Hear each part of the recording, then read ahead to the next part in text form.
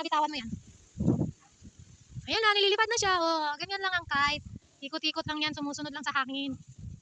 Wow! Oh, diba? Nilipad-lipad na siya. Oh.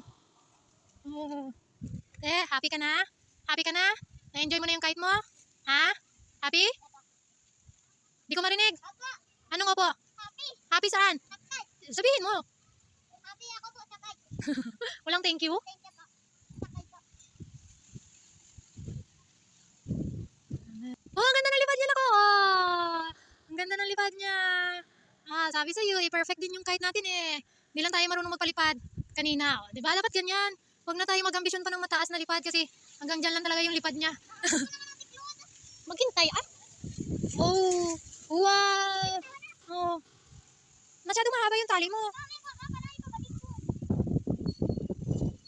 Wala, wala.